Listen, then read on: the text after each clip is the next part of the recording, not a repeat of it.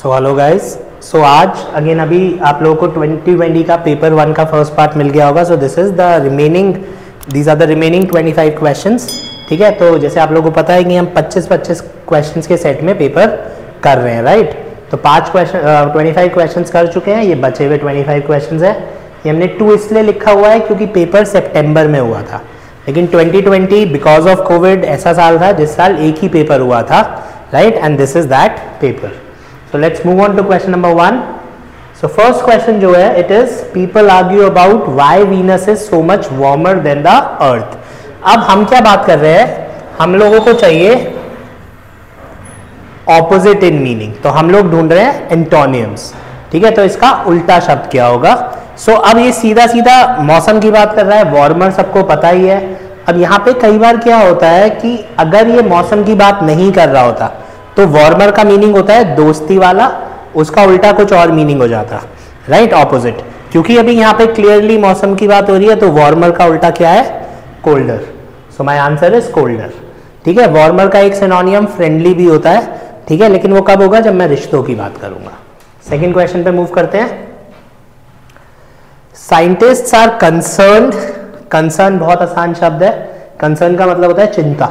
अब साइंटिस्ट को चिंता है कि भाई ओशन और लैंड का बायोस्फीयर जो है वो कार्बन को कैसे लेगा फ्यूचर में, तो उनको चिंता है. तो चिंता का उल्टा क्या होगा, उनको चिंता नहीं है. ठीक है, तो वरिड जो होता है वो चिंता ही होता है. क्वेश्चन गलत, मतलब ऑप्शन गलत. पजल्ड का मतलब होता है कंफ्यूज्ड. ठीक है, तो चिंता और कंफ्यूज में कोई रिलेशन नहीं है, ना वो सेम है ना वो ऑपोजिट है. और जब मैं तीसरे पे आता हूँ, क्यूरियस इज जानना चाहते हैं, और चिंता इज अगेन चिंता. तो क्यूरियस और चिंता में कोई सिमिलैरिटी भी नहीं है और ऑपोजिट भी नहीं है. ये इनडिफरेंट एक ऐसा वर्ड है जो हम 2-3 बार कर चुके हैं. मैंने पिछले अभी 1-2 पेपर पहले भी बताया था. इनडिफरेंट वर्ड बहुत आता है एनडीए में और सीडीएस में, राइट. सो इनडिफरेंट मतलब आपको फर्क नहीं पड़ता. इसका एक और वर्ड हमने बताया था, कई बार आता है, दैट इज एग्नोस्टिक. तो यहाँ पे एग्नोस्टिक या इनडिफरेंट कुछ भी हो जाता. एग्नोस्टिक का बेसिक मतलब होता है वो आदमी जो कंफ्यूज्ड होता है भगवान के बारे में. वो कहता है भगवान हो भी सकता है और नहीं भी. सो उनको चिंता है, चिंता का उल्टा चिंता नहीं है, राइट. थर्ड पे आते हैं. The biggest debate among scientist. अब डिबेट आप सबको पता है, स्कूल्स में डिबेट होती है, वाद विवाद बोलते हैं, मैंने कुछ बोला आपने कुछ बोला, तो वो लोग डिबेट कर रहे हैं. सो डिबेट मतलब एक फॉर होता है और एक अगेंस्ट होता है, मतलब हम दोनों के बीच में अभी आर्ग्यूमेंट टाइप्स चल रहा है. ठीक है, तो इसका उल्टा क्या होगा कि हम दोनों के बीच में सहमति बन गई. तो अब मुझे देखना है सहमति के लिए कौन सा वर्ड है. तो बहुत आसान शब्द है, अग्रीमेंट. अब अगर मुझे मूड का मीनिंग नहीं भी पता, रैंगल का मीनिंग नहीं भी पता, तो भी फर्क नहीं पड़ता, because I know the meaning of agreement. और अग्रीमेंट और डिबेट ऑपोजिट्स हैं क्लियरली. सो मेरा आंसर क्या हो जाएगा, अग्रीमेंट हो जाएगा. नेक्स्ट क्वेश्चन पे आते हैं, right. Fourth question, the earth's climate sensitivity. अब ये कई बार होता है कि इसका मीनिंग 3-4 तरीके से आ सकता है. आदमी बहुत सेंसिटिव है, स्किन बहुत सेंसिटिव है. आदमी सेंसिटिव है मतलब उसे बुरा जल्दी लग जाता है. स्किन सेंसिटिव है मतलब उसको इन्फेक्शन वगैरह जल्दी हो जाता है. तो अब हमें अर्थ के क्लाइमेट की सेंसिटिव बोलते हैं, मतलब क्लाइमेट कितना जल्दी खराब हो सकता है, कितना जल्दी ठीक हो सकता है. ठीक है, is conventionally defined as an equilibrium temperature increase caused by a doubling of carbon dioxide. तो अर्थ का जो क्लाइमेट का सेंसिटिविटी है कि कैसे होता है, वो एक टेम्परेचर है जो कि कम या ज्यादा होता है because of carbon dioxide double हुई या आधी रह गई, राइट.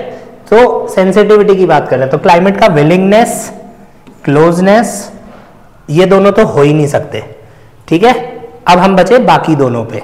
अब मुझे इम्प्रीवियसनेस का मीनिंग नहीं पता, लेकिन मुझे रिस्पॉन्स का मीनिंग तो पता है. अर्थ का क्लाइमेट कार्बन को कैसे रिस्पॉन्स करता है, तो रिस्पॉन्स जो है इसका सेम मीनिंग होता जा रहा है, और हमें क्या चाहिए, ऑपोजिट. ये दोनों ऑपोजिट है नहीं, क्योंकि विलिंग और क्लोजनेस मतलब इच्छा और आसपास, ये दोनों हो नहीं सकते, ये सिनोनियम हो गया. तो जो ऑप्शन बचा वो मेरा आंसर हो जाएगा. तो मुझे इसका मीनिंग पता है नहीं पता है, डज नॉट मैटर. ये क्वेश्चन मैं आराम से सॉल्व कर सकता हूँ. क्यों, क्योंकि अर्थ के क्लाइमेट की सेंसिटिविटी मतलब कितना कम या ज्यादा होता है कार्बन की वजह से, कार्बन से कितना रिस्पॉन्स करता है. तो ये सिनोनियम हो गया, ये एंटोनियम हो गया. तो ऐसा नहीं है कि जो आपने रटा हुआ है वो ही सिनोनियम या एंटोनियम हो. यूपीएससी आपको according to the sentence it gives you synonyms and antonyms. जो आपने पढ़ के गए हो उसके अलावा भी आपका मीनिंग चेंज हो सकता है। नेक्स्ट पे मूव करते हैं। The oceans carry a huge amount of heat from the tropics to the high latitudes. Huge amount of heat, बड़ा, बड़े का उल्टा इज छोटा। ठीक है, अब देखते हैं इन चारों में से छोटा कौन सा होता है। मेजर बड़ा, ठीक है, सिग्निफिकेंट इंपॉर्टेंट, तो ये दोनों तो बड़े की बात कर रहे हैं। अब मैं बचा दो शब्दों पे, डॉर्मेंट और टाइनी। अब मान लेते हैं कि मुझे डॉर्मेंट का मीनिंग नहीं पता, मुझे टाइनी का मीनिंग पता है। टाइनी का मीनिंग क्या होता है? छोटा, तो आंसर हो गया। मान लेते हैं मुझे टाइनी का मीनिंग नहीं पता, डॉर्मेंट का मीनिंग पता है। डॉर्मेंट का मतलब होता है इनएक्टिव। दो तरीके के वॉल्केनोज होते हैं, एक्टिव और डॉर्मेंट, आपने ज्योग्राफी में पढ़ा ही होगा। तो ना ये बड़ा है ना ये छोटा है, इसका मीनिंग है इनएक्टिव, तो ये गलत हो गया। तो हमारे पास कौन सा ऑप्शन बचा? टाइनी। तो फिफ्थ का मेरा आंसर क्या हो गया? C, right. तो these are the first 5 questions which were antonyms. आगे मूव करते हैं। क्वेश्चन नंबर 6, अब ये सीक्वेंसिंग ऑफ सेंटेंस है। अगेन जैसे मैंने आपको बोला कि आप बेसिकली ऑप्शंस पे जाओगे, ऑप्शन से क्वेश्चन को सॉल्व करोगे, राइट। सो अगर मैं जाता हूं तो Q, S और P, 3 ऑप्शंस है, या तो P से सेंटेंस शुरू होगा या Q से या उससे। अब मैं P से शुरू करता हूं, are now used.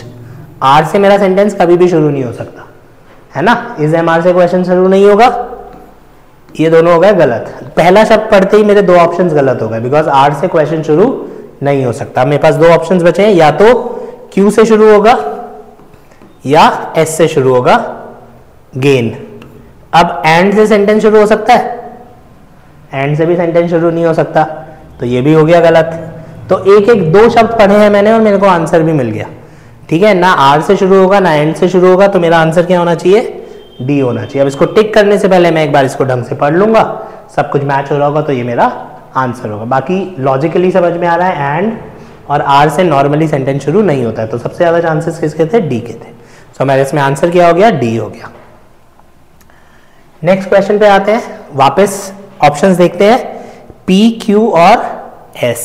So R नहीं पढ़ना है, P, Q, S पढ़ना है, ठीक है। तो एडवर्सिटी नाउन है, बिल्कुल शुरू हो सकता है, तो P से मेरा सेंटेंस शुरू हो सकता है, अभी हम गलत नहीं करेंगे। Q पे आते हैं, टू से तो शुरू नहीं हो सकता, तो ये ऑप्शन हो गया गलत। S और पढ़ लेते हैं, द S से बिल्कुल हो सकता है, नाउन है। तो अभी 3 ऑप्शन पे फंस गया मैं, एक ऑप्शन मेरा एलिमिनेट हो गया एक एक वर्ड पढ़ के, ठीक है। नाउ ईदर एडवर्सिटी विदाउट सकमिंग या फिर द एसे ऑफ फ्रेंडशिप, ठीक है। अब ये थोड़ा सा सब्जेक्टिव ज्यादा लग रहा है, प्लस अच्छी बात क्या है कि ये एक ही ऑप्शन है, तो इसको पढ़ के देखते हैं, ये फिट हो रहा होगा तो ठीक है, नहीं तो फिर थोड़ा सा और दिमाग लगाएंगे। तो the essay of friendship by Francis Bacon celebrated the intimacy, intimacy को सेलिब्रेट कर रहा है। उसके बाद आते हैं आर पे, किन के बीच में? Between friends. एसआर सीक्वेंस बन गया, तो एसआर सीक्वेंस बन गया, इसमें एसआर सीक्वेंस नहीं है, गलत। इसमें एसआर सीक्वेंस नहीं है, गलत। तो आंसर क्या होगा? सी ही होगा। अब आप इसको पूरा पढ़ लो। इंटीमेसी किन के बीच में सेलिब्रेट करेगा? 2 लोगों के बीच में, बिटवीन फ्रेंड्स। क्लियर हुआ? अब अगर मैं इसको दूसरी तरह से देख लेता हूं, बिटवीन फ्रेंड्स से पहले यहां पे क्या है? P। Adversity without succumbing between friends possible ही नहीं है, है ना। इधर देखते हैं, R से पहले क्या है? Q, ये तो शुरू ही नहीं हो सकता। R से पहले क्या है? Q, ठीक है। एंड के बाद sorry, jealousy between the clouds of doubt and jealousy between friends हो सकता है। प्रॉस्पेरिटी एंड, अब ये मेरी हिंट है, अगली हिंट। एंड के बाद क्या आएगा? एंड के बाद प्रॉस्पेरिटी से रिलेटेड कोई वर्ड आना चाहिए, एंड एक ही वर्ड है वो, एडवर्सिटी।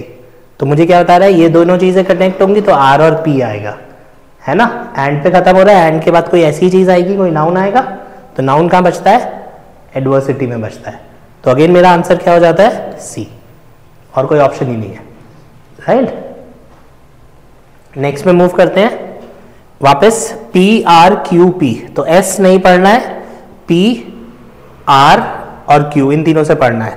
तो P से शुरू करते हैं, फ्रेंड्स, बिल्कुल हो सकता है, ठीक है। फ्रेंड्स से मेरा क्वेश्चन शुरू हो सकता है।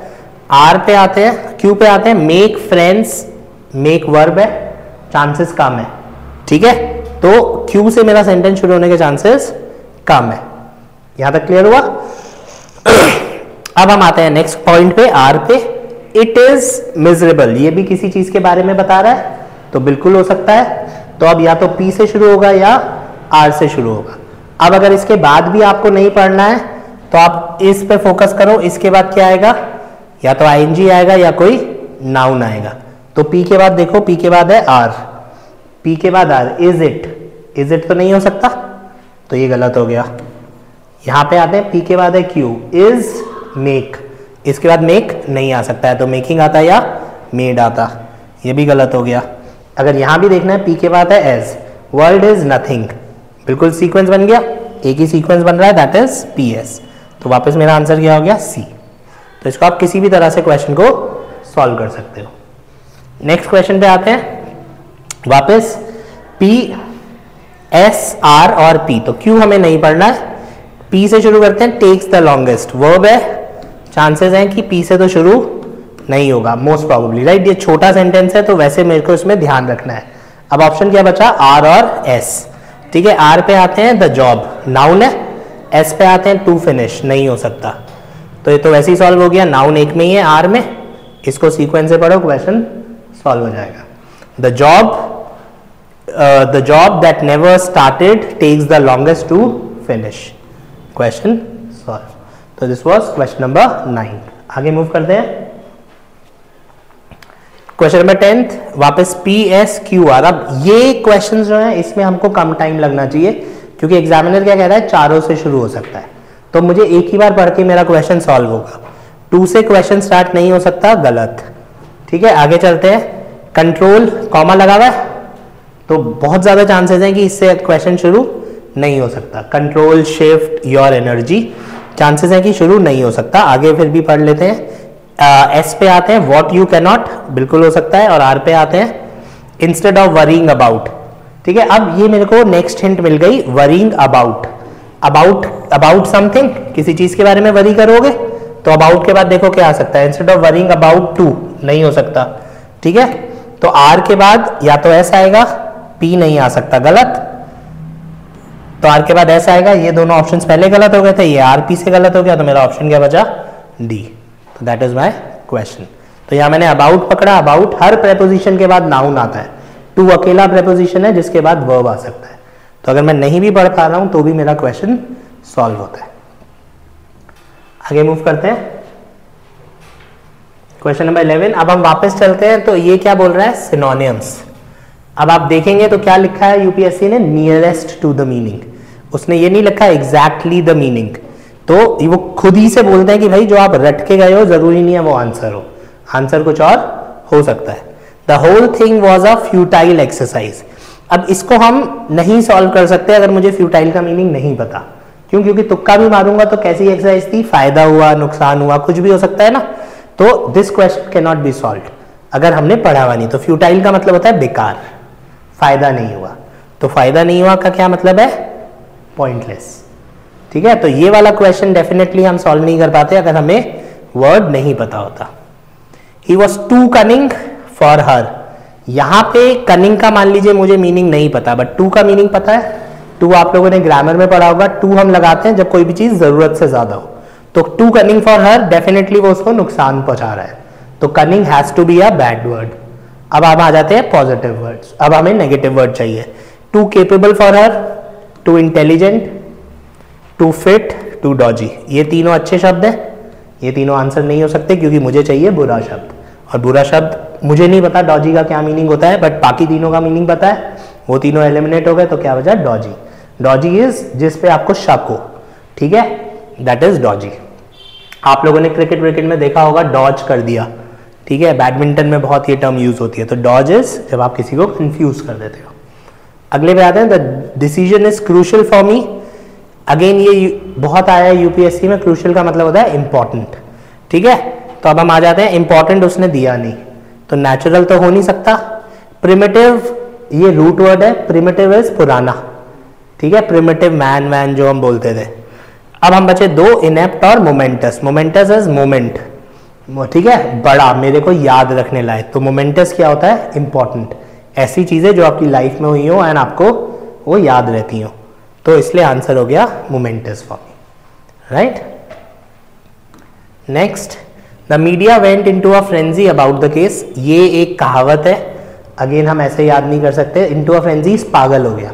आजकल मीडिया हर चीज में इनटू अ फ्रेंजी हो जाता है, ठीक है। अगर आप देखेंगे तो किसी भी न्यूज को बहुत बढ़ा चढ़ा के बता देते हैं, एक ही चीज को कवर करते रहते हैं, that is into a frenzy, right. So अब देखते हैं, तो साइलेंट इज चुप नहीं हो सकता, क्रिएटिव जरूरत ही नहीं, मतलब हम तो बोल रहे हैं कि हम बहुत बढ़ा चढ़ा के बता रहे हैं, और रॉन्ग हो ही नहीं सकता, तो ये तीनों गलत हो गए। बिजर्क इज पागल हो जाना, ठीक है। जब आप क्रिकेट में देखेंगे अगर कोई बैट्समैन हर बॉल पे शॉट मार रहा है और शॉट लग भी रहे हैं, तो बहुत सारे कमेंटेटर्स बोलते हैं ही वेंट बिजर्क, इज पागल सा हो गया वो उस चीज के लिए, तो दैट इज बिजर्क। तो आंसर क्या हो गया? बिजर्क। आगे चलते हैं। He has been yearning to go home, अब घर जाना चाह रहा होगा और कोई मीनिंग ही नहीं हो सकता। Has been yearning to go home, तो यर्निंग का मतलब हो गया उसको घर जाना है, तो डिक्लाइनिंग हो नहीं सकता। डिमांडिंग, बेगिंग और हैंकरिंग, अब हैंकरिंग का मान लीजिए हमको मीनिंग पता नहीं है, राइट। तो डिमांडिंग और बेगिंग की बात करते हैं। अब यहाँ पे आपको कहीं भी लग रहा है कि वो दूसरे आदमी से बात कर रहा है, सीधा से है, उसका मन हो रहा है घर जाने का। बेगिंग आप दूसरे आदमी से करते हो, है ना, और डिमांड भी आप दूसरे आदमी से करते हो जब आप कह नहीं हो, तो ये गलत हो गए। अब हैंकरिंग का कुछ भी मतलब हो, आंसर हैंकरिंग ही होगा। क्यों? क्योंकि उसका मन कर रहा है, सीधा सीधा पढ़ के समझ में आ रहा है, he is yearning to go home, उसका मन कर रहा है घर जाने का। डिमांड और बेग आप दूसरे आदमी से करते हैं, ठीक है, तो ऑप्शन क्या बचता है? हैंकरिंग। तो हैंकरिंग कुछ भी होगा, उसका बेसिक मीनिंग यही होगा, मन करना, इच्छा करना एंड जाना, ठीक है। अब अगेन प्रॉब्लम क्या होती है कि अगर मैं इसको यर्निंग की बात करूं, हैंकरिंग की बात करूं, इंडिविजुअल वर्ड्स को मैं याद करूंगा, तो हो सकता है कि मीनिंग थोड़ा सा कुछ इधर उधर भी आए। इसीलिए यूपीएससी साफ साफ बोलता है भैया जो आसपास का मीनिंग हो उसको भी आप टिक कर सकते हो।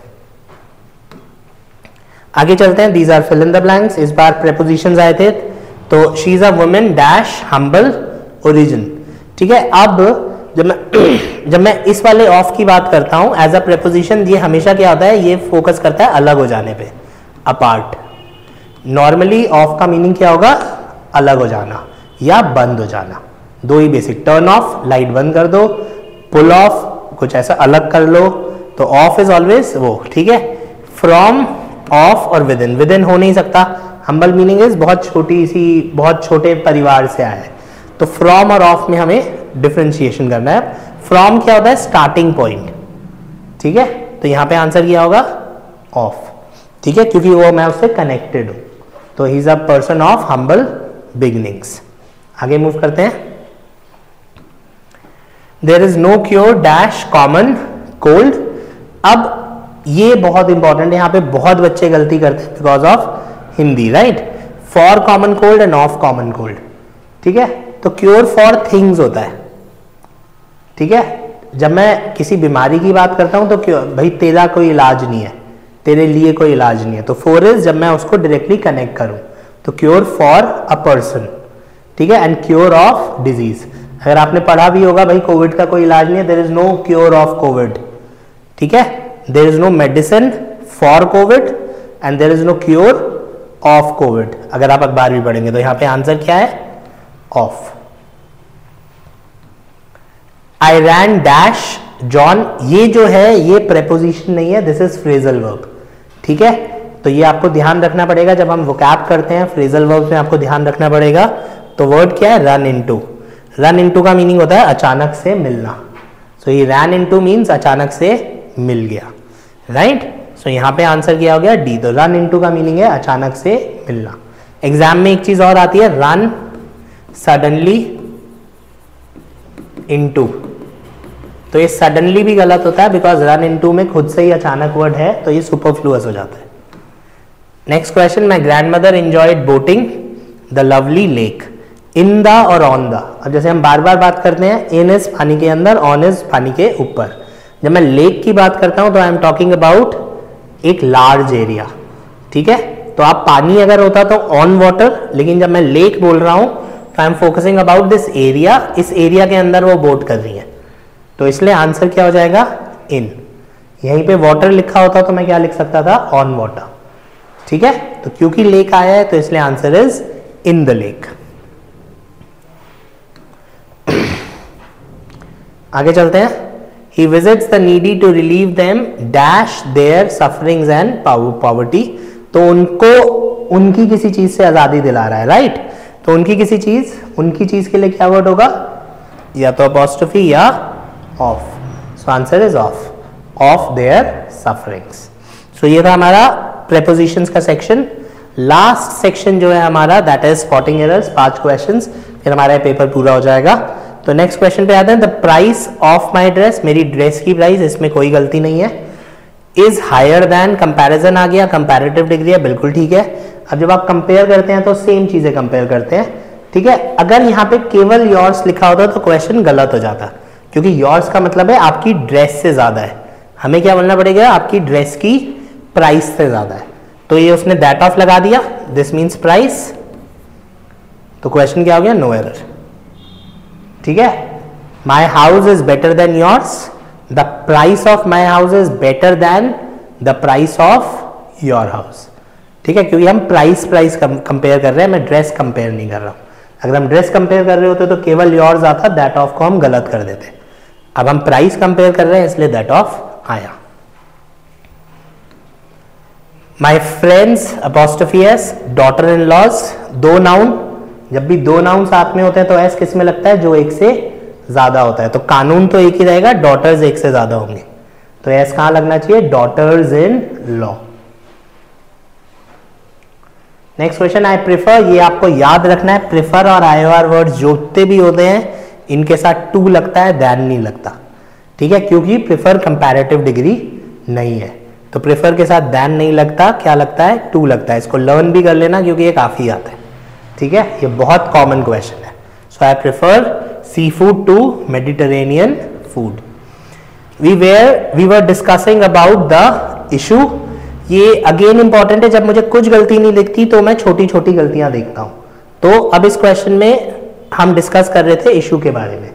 तो अब वी वर तो कोई प्रॉब्लम नहीं है क्योंकि आगे आईएनजी लगा हुआ है, तो या तो अबाउट गलत होगा या द गलत होगा, ठीक है। तो द को एक बार छोड़ दो, पहले प्रेपोजिशन चेक करो। द की गलती हमेशा सबसे आखिर में चेक होगी, ये एक बेसिक सा फंडा है जो आपको ध्यान रखना है।